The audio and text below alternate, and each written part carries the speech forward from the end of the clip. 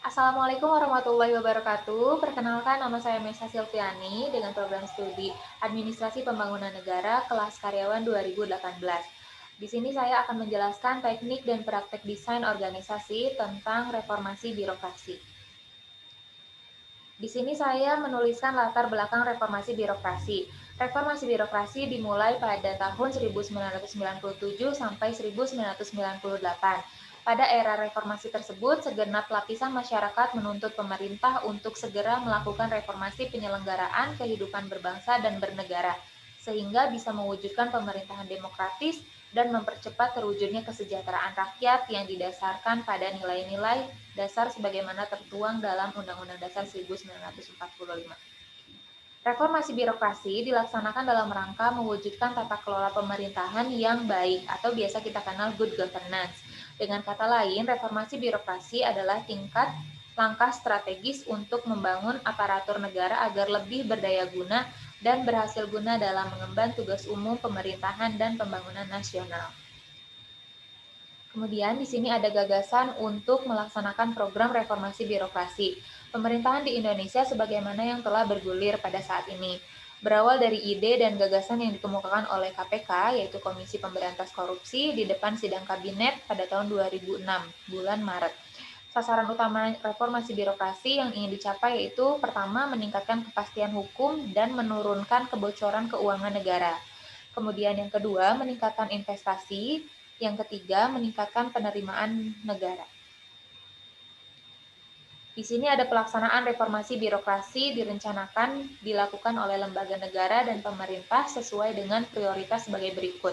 Di sini dibagi ke dalam 3 kelompok, yaitu kelompok pertama pada tahun 2006, reformasi birokrasi direncanakan untuk lembaga-lembaga antara lain yaitu Mahkamah Agung, kemudian BPK, Badan Pemeriksa Keuangan untuk meningkatkan kepastian hukum dan menurunnya kebocoran, kemudian ada imigrasi dan Departemen Keuangan untuk meningkatkan investasi.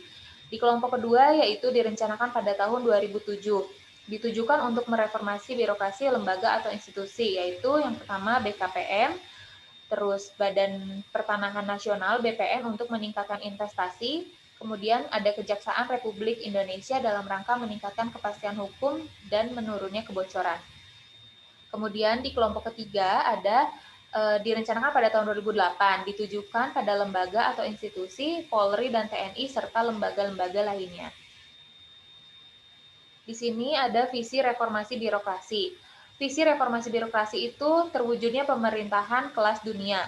Adapun visi reformasi birokrasi yang tercantum dalam lembaran Grand Design, visi tersebut menjadi acuan dalam mewujudkan pemerintahan kelas dunia, yaitu pemerintahan yang profesional dan berintegritas tinggi yang mampu menyelenggarakan pelayanan prima terhadap masyarakat dan manajemen pemerintahan yang demokratis agar mampu menghadapi tantangan pada abad ke-21 melalui tata pemerintahan yang baik pada tahun 2025. Di sini ada misi reformasi birokrasi. Yang pertama yaitu untuk membentuk atau menyempurnakan peraturan perundang-undangan dalam rangka mewujudkan tata kelola pemerintahan yang baik. Kemudian kedua, melakukan penataan dan penguatan organisasi tata laksana, manajemen sumber daya manusia aparatur, pengawasan, akuntabilitas, kualitas pelayanan publik, mindset dan cultural set. Kemudian yang ketiga, mengembangkan mekanisme kontrol yang efektif. Dan yang keempat, mengelola sengketa administrasi secara efektif dan efisien.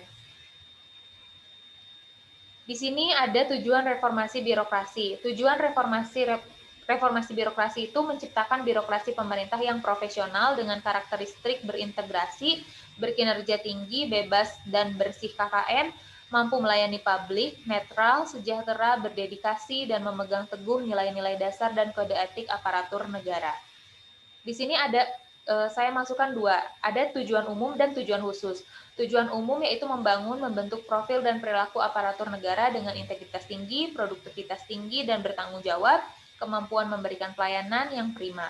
Kemudian tujuan khususnya yaitu membangun atau membentuk birokrasi yang bersih, birokrasi yang efisien, efektif, dan produktif, birokrasi yang transparan, birokrasi yang melayani masyarakat, dan birokrasi yang akuntabel. Di sini ada ruang lingkup reformasi birokrasi. menyangkut berbagai bidang antara lain bidang organisasi yang mengatur tugas fungsi kewenangan susunan organisasi dan tata kerja, bidang laksana yang mengatur tentang sistem dan prosedur standarisasi karena sarana dan prasarana bidang kepegawaian terkait dari aspek manajemen kepegawaian, mulai dari proses rekrutmen, pola karir, dan kesejahteraan, serta bidang hukum dan perundang-undangan. Kemudian reformasi birokrasi pada tatanan pemerintah daerah diarahkan untuk mewujudkan implementasi otonomi daerah dengan bertujuan peningkatan pelayanan dan kesejahteraan masyarakat, demokrasi, keadilan, dan pemerataan melalui pemberdayaan masyarakat, menumbuhkan prakarsa dan kreativitas, serta meningkatkan peran serta masyarakat. Di sini ada tantangan reformasi birokrasi. Yang pertama, masih rendahnya komitmen dari pemerintah instansi baik di pemerintahan pusat maupun di tingkat pemerintahan daerah dalam upaya untuk melakukan pencegahan dan pemberantasan tindak pidana korupsi. Yang kedua yaitu penyelenggaraan pemerintahan masih belum mencerminkan penyelenggaraan pemerintah yang bersih dan bebas KKN. Yang ketiga, manajemen kinerja pemerintah belum dilaksanakan secara maksimal. Kemudian penataan kelembagaan yang masih belum efektif, penerapan tata kelola pemerintahan yang belum sepenuhnya diterapkan, manajemen SDM yang belum berjalan dengan baik, kemudian inefisiensi anggaran atau rendahnya budaya kerja dalam melakukan efisiensi anggaran, kemudian manajemen pelayanan publik yang kurang maksimal dan masih banyak praktek pungutan liar. Di sini ada 8 perubahan area serta pencapaian dalam reformasi birokrasi. Yang pertama itu organisasi. Untuk menetapkan suatu reformasi birokrasi itu harus dilihat organisasi yang tepat dan fungsi dari kegiatan suatu lembaga atau kementerian tersebut. Kemudian tata laksana, sistem proses kerja yang jelas, efisien, efektif, terukur, dan sesuai dengan prinsip good governance. Yang ketiga yaitu sumber dayanya, sumber daya manusia dan aparatur yang berintegrasi, netral, kompeten, profesional, dan berkinerja tinggi. Yang keempat yaitu peraturan perundang-undangan, regulasi yang tertib, tidak tumpang tindih. Kemudian yang kelima, pengawasan, meningkatnya penyelenggaraan pemerintah yang bersih dan bebas KKN. Yang keenam yaitu akuntabilitas, meningkatnya kapasitas dan akuntabilitas kinerja birokrasi, yaitu adanya tanggung jawab. Yaitu yang ketujuh, pelayanan publik yang sesuai dengan kebutuhan dan harapan masyarakat. Yang kedelapan yaitu budaya kerja aparatur birokrasi dengan integritas kerja yang tinggi.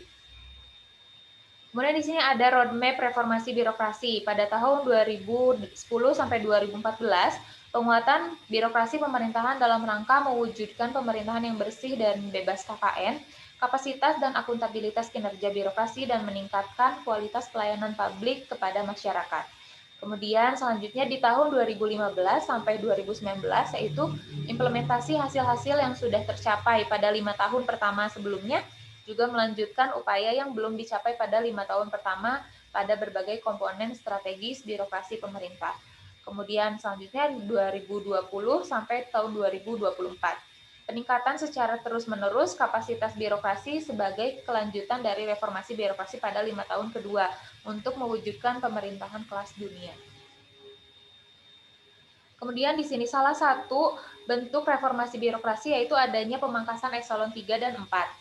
Di sini Kementerian PAN-RAB yaitu Pendayagunaan Aparatur Negara Reformasi Birokrasi melakukan pemangkasan eselon dengan mereformasi sebanyak 141 jajaran eselon 3 dan eselon 4. Menteri PAN-RAB akan merampingkan birokrasi. Pemangkasan eselon pun akan dilakukan di beberapa kementerian dan lembaga. Jumlah ASN pada tingkat eselon 3 dan 4 sebesar 238.000 rinciannya. Kemudian ASN eselon 3 sebanyak 52.000 orang dan eselon 4 sebanyak 186.000 orang. Sedangkan jumlah ASN eselon 1 dan 2 mencapai 9.686 orang. Rinciannya 286 ASN eselon 1 dan 9.400 ASN eselon 2. Kenapa dilakukannya pemangkasan eselon ini? Karena bertujuan untuk mempercepat kementerian atau lembaga memberikan perizinan agar investasi dan pusat daerah berjalan dengan baik dan pertumbuhan daerah dan pusat akan tumbuh dengan cepat. Nah, di sini saya memberikan penjelasan apa itu eselon 3. Eselon 3 itu merupakan hierarki jabatan struktural lapis ketiga terdiri dari 2 jenjang, yaitu eselon 3A dan eselon 3B. Jenjang pangkat bagi eselon 3 adalah terendah golongan 3D dan tertinggi golongan 4D. Ini berarti secara kepangkatan personilnya juga berpangkat pembina atau penata yang sudah mumpuni penata tingkat 1, sehingga tanggung jawabnya adalah membina dan mengembangkan.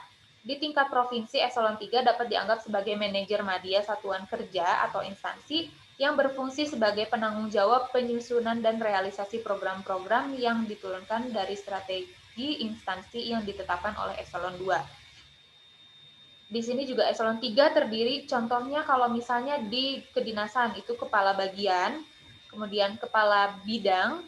Di tingkat provinsi, eselon 3 yaitu sebagai sekretaris badan, sekretaris dinas, kepala bidang, dan kepala bagian.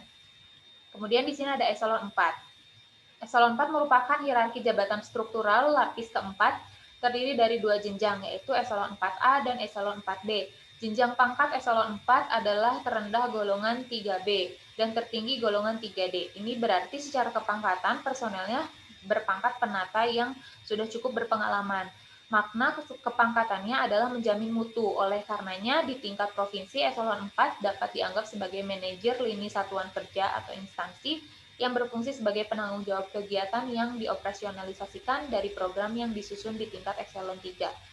Eselon 4 di provinsi, di kementerian, contohnya, eselon 4 terdiri dari kepala subbagian dan kepala seksi.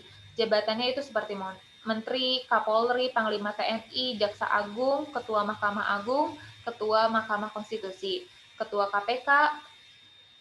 Ketua KPK bukan jabatan eselon, begitu juga dengan jabatan sebagai gubernur atau bupati, wali kota itu bukan jabatan dalam eselon, itu adalah jabatan politik. Di sini saya ambil contoh salah satu kementerian yang melakukan pemangkasan eselon 3 dan 4, yaitu ada Kementerian Pendidikan dan Kebudayaan. Sebanyak 632 pejabat fungsional di lingkungan Kementerian Pendidikan dan Kebudayaan Kemendikbud dilantik oleh Sekretaris Jenderal, yaitu Ainun Naim. Sebelumnya 632 pejabat tersebut menjabat sebagai pejabat struktural eselon 3 dan 4. Dengan begitu, Kemendikbud secara resmi telah menghapus jabatan eselon 3 dan 4 dalam struktur organisasi dan tata kelola Kemendikbud. Ke-632 pejabat Kemendikbud yang baru dilantik itu kini memegang jabatan fungsional tertentu atau biasa disingkat jadi JFT dengan nama jabatan yang berbeda-beda, antara lain Pranata Humas, Analis Kebijakan, Analis Kepegawaian, Pengembang Teknologi Pembelajaran, dan Widya Prada. Kemudian ini ada struktur organisasi Kemendikbud, ada staf ahli, Menteri Pendidikan dan Kebudayaan, dan ke bawahnya masih ada Sekretariat Jenderal, Inspektorat Jenderal, bisa dilihat sendiri. Dan di sini secara rinci berdasarkan kategori jabatan, pejabat fungsional yang dilantik adalah 125 analis kebijakan, 41 analis kepegawaian, 25 analis pengelolaan keuangan APBN, 24 arsiparis, 3 asesor sumber daya manusia aparatur, 11 auditor, 58 pamong budaya, 21 peneliti, 59 pengelola pengadaan barang atau jasa, 28 pengembang teknologi pembelajaran, 19 perancang, peraturan perundang-undangan, 2 perekayasa, 103 perencana, 45 peranata hubungan masyarakat, 16 peranata komputer, 2 pustakawan, 8 statistik, 5 widya iswara, serta 37 widya prada. Sekian dari slide yang bisa saya sampaikan. Mohon maaf bila ada salah-salah kata. Wassalamualaikum warahmatullahi wabarakatuh.